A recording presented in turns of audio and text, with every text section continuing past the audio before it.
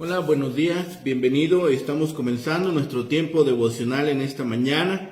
El día de hoy revisaremos del capítulo 38 del libro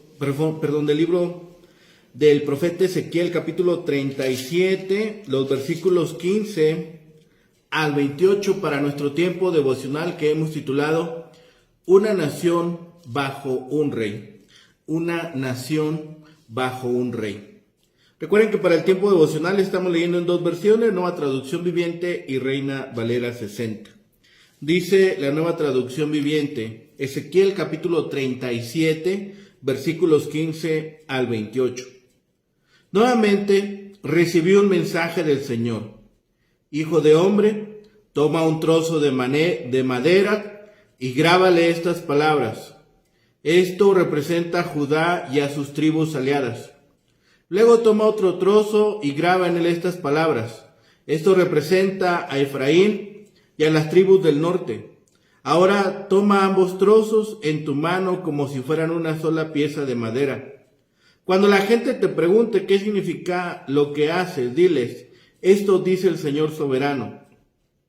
Tomaré a Efraín y a las tribus del norte y las uniré a Judá. Las convertiré en una sola pieza de madera en mi mano. Luego, coloca a la vista del pueblo los trozos de madera que has grabado para que todos puedan verlos. Dales este mensaje de parte del Señor soberano. Reuniré al pueblo de Israel de entre las naciones. Los regresaré a su propia tierra desde los lugares a donde fueron esparcidos. Los unificaré para que formen una sola nación sobre los montes de Israel. Un rey los gobernará a todos. Ya no estarán divididos en dos naciones o en dos reinos. Nunca más se contaminarán con ídolos, ni con imágenes repugnantes, ni rebelión, porque los salvaré de recaer en el pecado y los limpiaré. Entonces serán verdaderamente mi pueblo y yo seré su Dios. Mi siervo David será su rey y tendrán un solo pastor. Obedecerán mis ordenanzas y se asegurarán de cumplir mis decretos. Vivirán en la tierra que di a mi siervo Jacob, la tierra donde vivieron sus antepasados. Tanto ellos como sus hijos y sus nietos vivirán allí para siempre, de generación en generación, y mi siervo David será su príncipe por siempre.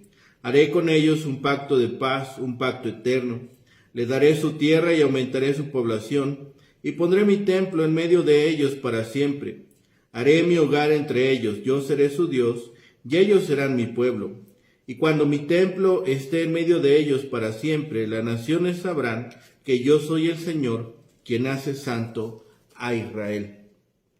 La misma porción, capítulo 37, versículos 15 al 28, en la Reina Valera 60. Dice la palabra de Dios, vino a mí palabra de Jehová diciendo, Hijo de hombre, toma ahora un palo y escribe en él para Judá y para los hijos de Israel sus compañeros. Toma después otro palo y escribe en él, para José, palo de Efraín, y para toda la casa de Israel sus compañeros. Júntalos luego en uno con el otro, para que sean uno solo, y serán uno solo en tu mano. Y cuando te pregunten los hijos de tu pueblo diciendo, ¿no nos enseñarás qué te propones con eso? Diles, así ha dicho Jehová el Señor, he aquí yo tomo el palo de José que está en mano de Efraín, y a las tribus de Israel sus compañeros, y los pondré con el palo de Judá, y los haré un solo palo, y serán uno en mi mano. Y los palos sobre que escribas estarán en tu mano delante de sus ojos, y les dirás, así ha dicho Jehová el Señor. He aquí, yo tomo a los hijos de Israel de entre las naciones, a las cuales fueron, y los recogeré de todas partes, y los traeré a su tierra. Y los haré una nación en la tierra, en los montes de Israel, y un rey será a todos ellos por rey, y nunca más serán dos naciones, ni nunca más serán divididos en dos reinos, ni se contaminarán ya más con sus ídolos, con sus abominaciones y con todas sus rebeliones. Los salvaré de todas sus rebeliones con las cuales pecaron, y los limpiaré, y me serán por pueblo, y yo a ellos por Dios. Mi siervo David será sobre ellos, y todos ellos tendrán un solo pastor, y andarán en mis preceptos y mis estatutos guardarán, y los pondrán por obra. Habitarán en la tierra que di a mi siervo Jacob, en la cual habitaron vuestros padres, En ella habitarán ellos, sus hijos y los hijos de sus hijos para siempre, y mi siervo David será príncipe de ellos para siempre. Y haré con ellos pacto de paz, pacto perpetuo será con ellos, y los estableceré y los multiplicaré, y pondré mi santuario entre ellos para siempre. Estará en medio de ellos mi tabernáculo, y seré a ellos por Dios, y ellos me serán por pueblo.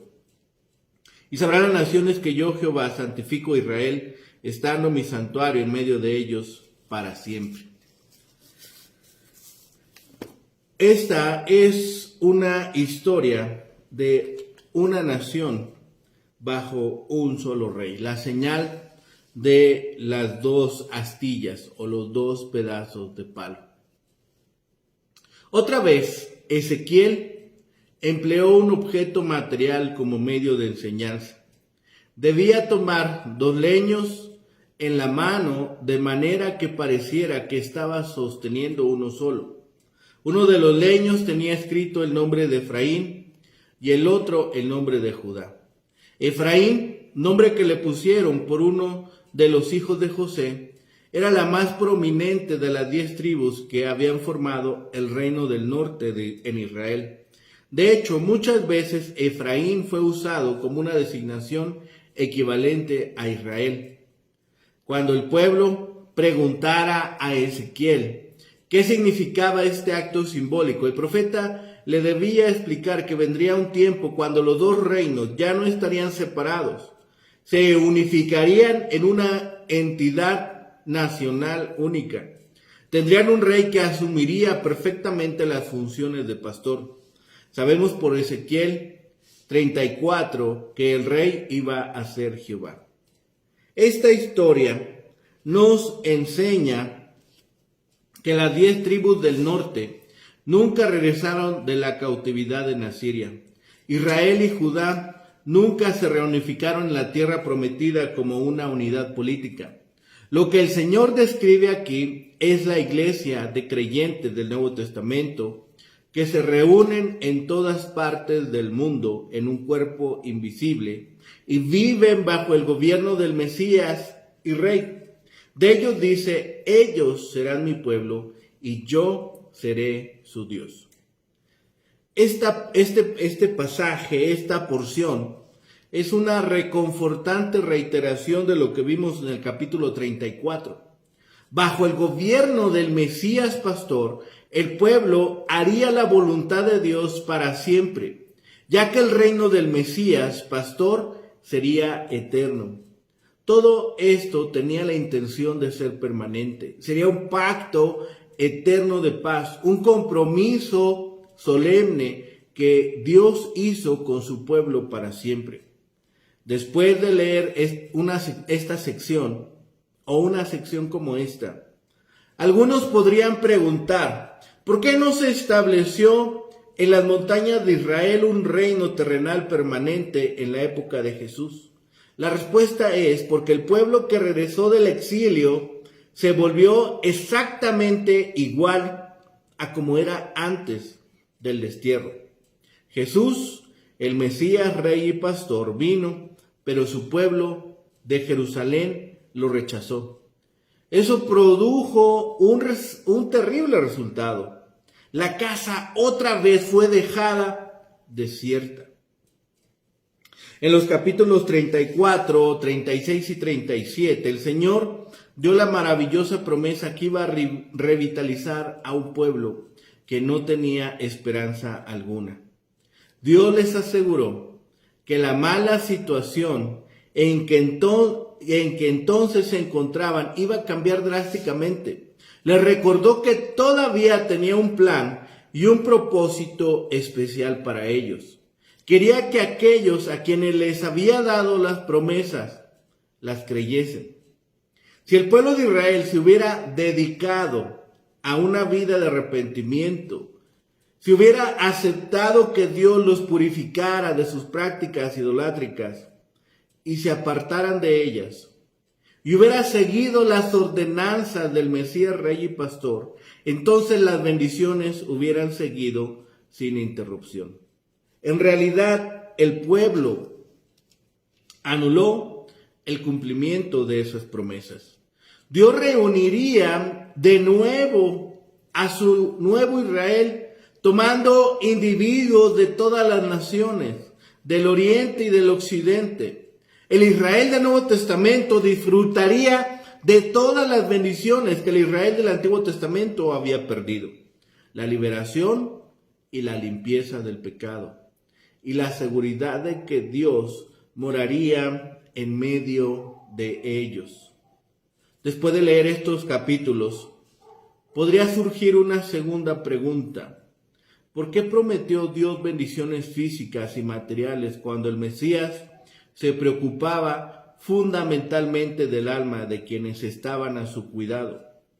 Para que esas promesas se dieran en términos que el pueblo del Dios del Antiguo Testamento pudiera comprender. La descripción del reinado del Mesías se dio en los términos que se empleaban en la antigüedad. No era como si el pasado en realidad se repitiera otra vez, sino que este era algo con que el pueblo de Israel estaba familiarizado y al cual se podía relacionar. Ellos sabían de David, ellos sabían cómo había sido y las bendiciones que había disfrutado durante su reinado. Habían gozado de buenas cosechas, de seguridad y de libertad de la opresión extranjera. También sabían cuáles eran las bendiciones espirituales que ellos gozaron cuando en el pasado habían seguido al Señor. Por consiguiente, las promesas que el Señor les dio por medio de Ezequiel se pusieron en términos en los que ellos estaban familiarizados por su historia. Las bendiciones que nos trae el Rey Pastor al gobernar mundialmente como Dios hombre y Salvador nuestro, muy en especial al reinar en nuestro corazón, son mucho mayores y mucho más amplias que las bendiciones que en su momento disfrutó Israel bajo el reinado de David. ¿Cómo podrían los que vivieron siglos antes de Cristo entender o siquiera formarse una idea de ellas si no se hubieran descrito en términos que se relacionan con algo que ellos conocieran? Esta sección nos recuerda la promesa que hizo Jesús de que habría un solo rebaño y un solo pastor. Estos pasajes de Ezequiel nos revelan paralelos con la relación que tenemos con Dios como su pueblo del Nuevo Testamento. Sin embargo, cuando Ezequiel les dirigió originalmente estas palabras a los exiliados en la situación física en que vivían ellos, sus palabras también tenían aspectos definitivamente físicos. Sería incorrecto eliminar este aspecto de las promesas con la espiritualización. Así que Dios instruye a Ezequiel a que tome estas dos astillas, uno con el nombre de Judá y el otro con el nombre de José, como representante de Israel. Al unirlos en sus manos, pareciera que fueran uno solo. Cuando el pueblo preguntara el significado de la señal, él explicaría que los dos palos, las dos astillas, representan a las dos casas de Israel. Los palos demuestran que Dios unirá de nuevo a la nación dividida. Al restaurar a Judá e Israel, Dios los unirá en un solo pueblo. Una vez unidos, cumplirá los pactos hechos con ellos. Y aún más importante, Él mismo estará en medio de ellos nuevamente. Su salida no fue para siempre, sino que regresaría para limpiarlos y ser su Dios. Al final del proceso, el pueblo sabrá quién es el Señor. Dice versículo 28, y cuando mi templo esté en medio de ellos para siempre, las naciones sabrán que yo soy el Señor, quien hace santo a Israel. Dios es siempre fiel, cumple lo que promete al pie de la letra. Tal como lo hizo con su pueblo, Él nos ha dado promesas por medio de su palabra. Meditemos en las promesas que Dios nos da. Demos gracias a Dios por ellas, por la fidelidad en cumplirlas. Identifiquemos lo que hoy está afectando nuestra vida. ¿Qué promesas podemos aplicar a esos problemas que nos aquejan?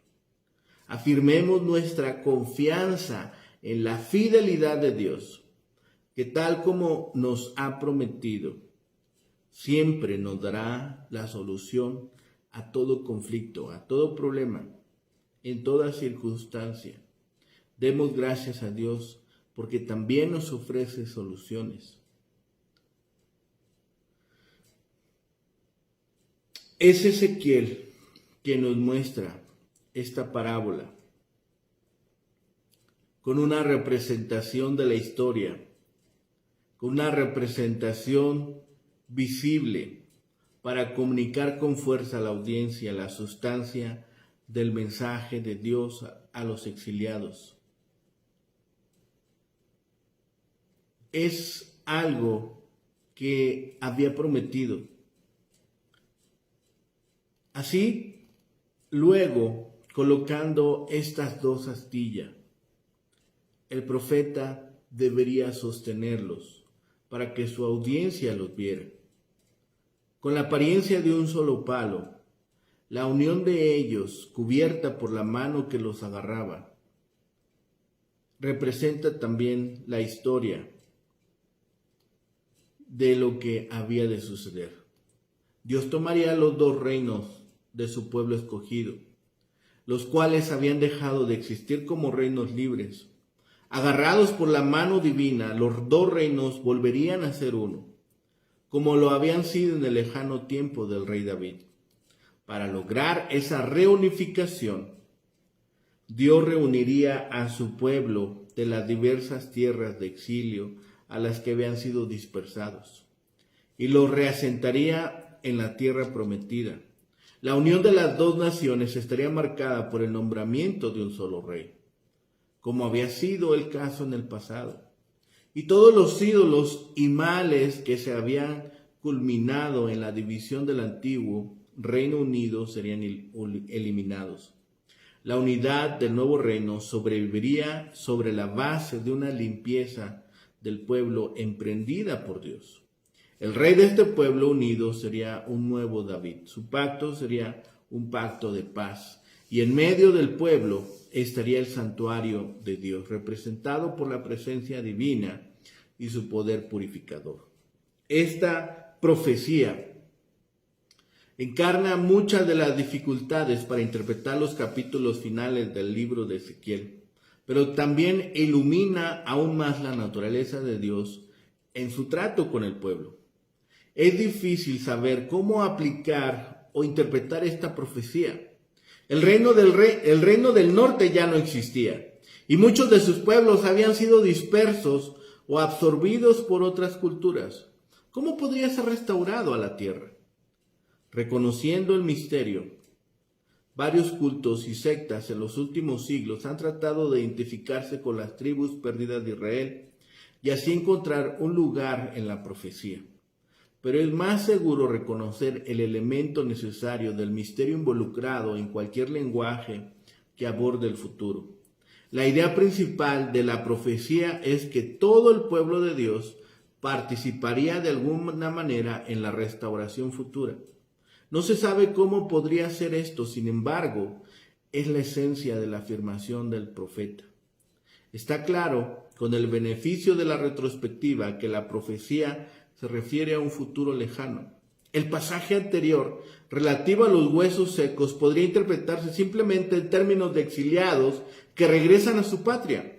Pero esta profecía se mueve fuera del ámbito de la historia, como comúnmente lo entendemos, y anticipa un tiempo futuro en el que Dios traería un nuevo tipo de realidad a la existencia. Si bien el significado preciso de cada parte de la profecía puede ser esquiva, la idea general es clara. Dios no había olvidado a su pueblo y había determinado su restauración. Una de las capacidades de Dios se ilustra vívidamente en esta historia. Es la capacidad de crear unidad donde antes esa unidad se había fracturado. La tendencia humana al mal siempre precipita al quebrantamiento y a la segregación entre los seres humanos. Solo la mano firme de Dios puede crear unidad a partir de los fragmentos de la sociedad humana. La profecía tiene un giro para aquellos que lo escucharon primero. Los exiliados que recientemente se habían enterado de la derrota de su patria estaban inmensamente preocupados por sí mismos y por su propio futuro. Hacía mucho tiempo habían dejado de preguntarse si había o no futuro para sus parientes en el reino del norte, que habían sido derrotados en la guerra del 722 a.C. Pero donde la memoria humana cesa, a menudo por la falta egoísta de preocupación por los demás, la memoria divina todavía está trabajando. Todo el pueblo de Dios era importante para él. Ya fuese José, Judá, todos eventualmente compartirían esta salvación. Es bueno recordar, desde la perspectiva posterior de la teología cristiana, que la voluntad divina para la salvación se extiende a toda la humanidad, porque hay dentro de nosotros una tendencia profundamente egoísta, comúnmente envuelta en varios tipos de piedad, que limitará la gracia de Dios a unos pocos.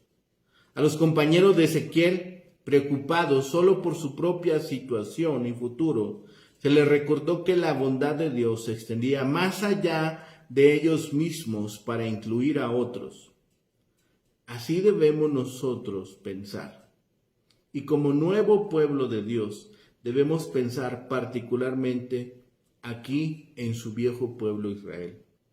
Después de leer estos versículos, alguien puede decir: espera un minuto, dijiste que esta visión no se refería a la resurrección física. Pero vemos en el versículo 21, y diles así: dales este mensaje de parte del Señor soberano. Reuniré al pueblo de Israel de entre las naciones, los regresaré a su propia tierra de los lugares donde fueron esparcidos. Los haré salir de sus sepulcros.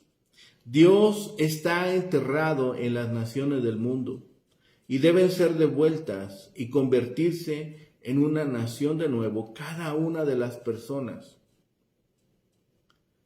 Podemos recordar algunos aspectos de la visión de los huesos secos, ya que son una clave para entender el futuro de la nación de Israel.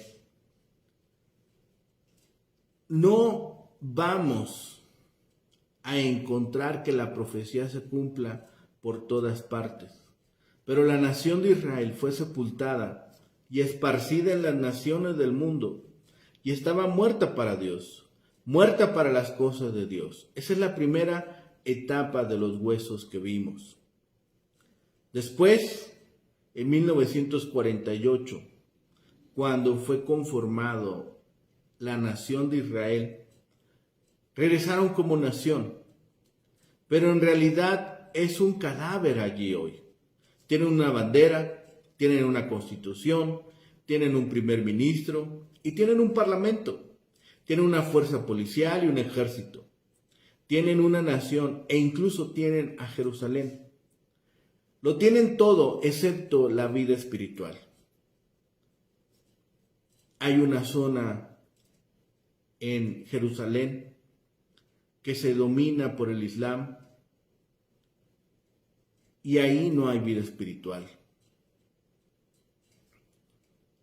Podemos tratar de decirlo de manera amable, pero hay muerte espiritual tanto del lado que domina la sección árabe como la sección israelí. Hay muerte espiritual en un lado como en el otro. Hay mucho más de lo que es materialista, que es intelectual y que denota civilización en el lado israelí, pero no hay vida espiritual. Esto está simbolizado por la segunda etapa de los huesos, cuerpos pero sin vida. Ahí es donde Israel se encuentra hoy.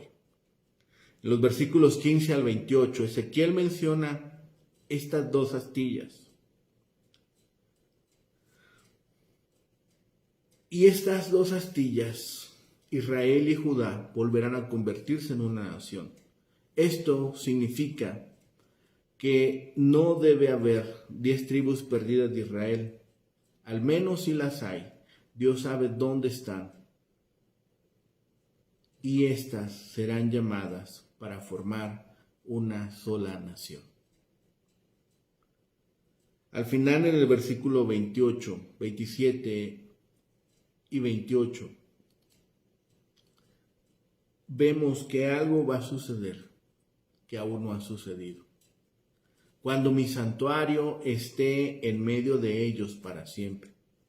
Habrá un templo milenario para un templo eterno aquí en la tierra. En Apocalipsis, donde se habla de que no hay un templo, se refiere a la Nueva Jerusalén, que es donde estará la iglesia y que no estará sobre esta tierra. El hogar eterno de los hijos de Israel estará sobre esta tierra y el templo de Dios estará en medio de ellos. Aunque no hay duda de que Israel es el tema de Ezequiel, y especialmente en estos capítulos finales 37 y 39, ciertamente podemos hacer una aplicación de estos para nuestras vidas. El mundo en que hoy vivimos es un valle de muerte, lleno de huesos, muertos, gente muerta, gente que habla de estar viva y gente que vive en delitos y pecados. No tienen vida espiritual. Esa es la razón por la que tienen que tomar una copa o dos, algún tipo de drogas, o hacer algo para animar su viejo cadáver. Dios ha dejado muy claro en su palabra: el que tiene al Hijo tiene la vida. El que no tiene al Hijo de Dios no tiene la vida. Primera de Juan, capítulo 5, versículo 12. Si tenemos al Hijo de Dios, tenemos vida. Si no tienes al Hijo, estás muerto. Hay dos tipos de personas: personas vivas y personas muertas. El que cree en el Hijo tiene vida, y el que no cree en el Hijo no verá vida, mas la ira de Dios permanece sobre él. Evangelio de Juan, capítulo 3, versículo 36. Eso significa que la persona sin el Hijo de Dios está muerta. Dios nos está diciendo hoy que estás muerto si no crees en su Hijo. Nosotros secamos los huesos, escuchamos la palabra de Dios, cobramos vida cuando aceptamos a Jesucristo como Salvador. Esta es la aplicación que podemos extraer de esta porción de las Escrituras. Pero el tema de la profecía es la nación de Israel. El Señor prometió hacer un pacto con su pueblo. Y recordemos que Dios no falta a su palabra. Recordemos que Dios siempre cumple sus promesas. Estamos delante de un Dios que siempre cumple su palabra. Estamos delante de un Dios que es fiel y cumple todas sus palabras. Oremos. Bendito Padre Celestial, gracias te damos, Señor, por la bendición de poder acudir a ti, de tomar tu palabra, ser animados, exhortados, alentados, Señor, a buscarte todos los días. Gracias, Padre, por esta bendición. Gracias, Padre, porque podemos recurrir a ti, Señor, por medio de nuestro Salvador Jesucristo, porque nos has permitido vida, Señor, en Cristo Jesús. Gracias por ese inmenso amor que nos has mostrado. Ponemos ahora en tus manos nuestras vidas, nuestras familias, Señor, nuestras necesidades, confiando que tú has de responder a todas y cada una de ellas según tu voluntad. Danos sabiduría, danos discernimiento, Señor, danos valentía para enfrentar este día y poder compartir también con otros de tu salvación. Gracias, Padre, de todo ello. En todo y en todas las cosas damos gracias en el bendito nombre de Cristo Jesús, Señor y Salvador nuestro. Amén. Que tengan un excelente día. Que el Señor les bendiga.